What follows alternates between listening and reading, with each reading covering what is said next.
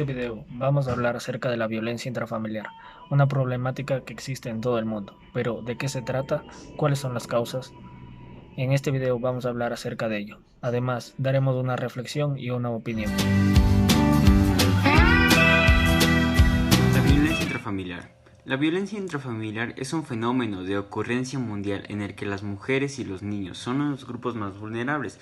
La OMS asegura que una quinta parte de las mujeres en el mundo es objeto de violencia en alguna etapa de su vida, y como consecuencia de ello presentan altos índices de discapacidad y tienen 12 veces más intentos de suicidio y altas tasas de mortalidad en comparación con otra población de la que no lo padece. La violencia puede ser estudiada de varios enfoques. 1. Perspectiva biológica. Algunos casos de lesiones en el sistema límbico de los lóbulos frontales y temporales anormalmente en el metabolismo de la serotonina pueden disponer la agresión. Perspectiva psicológica. Los padres que las maltratan son aquellos que poseen baja autoestima, por lo que tienen antecedentes de maltrato, los que están deprimidos, los que tienen baja tolerancia de frustración y los dependientes de alcohol. 3. Perspectiva psiquiátrica. Los testigos y víctimas de violencia presentan altas tasas de depresión y estrés postraumático.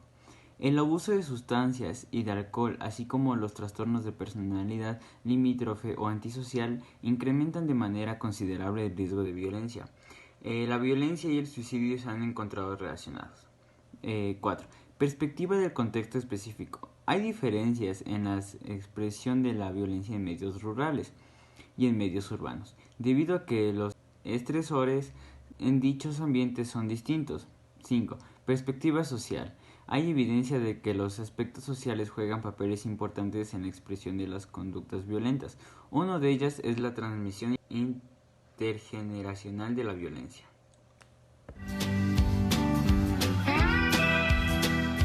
Tipos y causas de la violencia familiar. Existen diversos tipos de violencia intrafamiliar, algunos son más difíciles de detectar que otros. Esta es la violencia física en la que se conoce más comúnmente. La violencia física intrafamiliar se ejecuta con el miedo y la agresión, es así como el agresor paraliza a su víctima. Se causan daños corporales tanto con golpes como con objetos, en ocasiones se hace uso de armas. También se puede identificar la violencia emocional que está ligada a la violencia física. A través de este tipo de violencia intrafamiliar se hieren las emociones a través de humillaciones, insultos y amenazas. La violencia emocional puede afectar la autoestima de la víctima. Por otra parte, la violencia sexual en la que interviene el contacto sexual de forma coaccionada. Existe la violencia sexual como incesto, en la que se obligan las relaciones sexuales entre familiares. Está el abuso sexual cuando se obliga a la víctima a exponer sus genitales o tocar lo del agresor. Otro tipo de violencia sexual es la violación. Con este tipo de violencia se obliga a la persona a tener relaciones. El último tipo de violencia intrafamiliar es la violencia económica. Esta se refiere al acceso de dominio económico dentro de la familia. Se manifiesta por medio de restricciones financieras y bienes materiales. Ahora vamos con las causas de violencia intrafamiliar. Los factores que originan la violencia intrafamiliar pueden ser muy variados. La intolerancia es uno de estos factores o causas. Cuando las personas son educadas para tolerar, para aceptar, terminan volcándose violentamente con otras.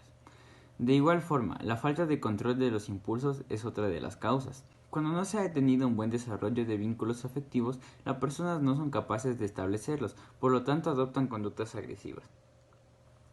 Otra de las causas incapacitadas de resolver problemas.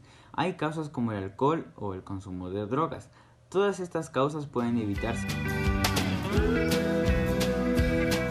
Para finalizar, una reflexión o mensaje final que podemos dar es que la violencia siempre será perjudicial o negativa y nunca va a ser la solución a los problemas.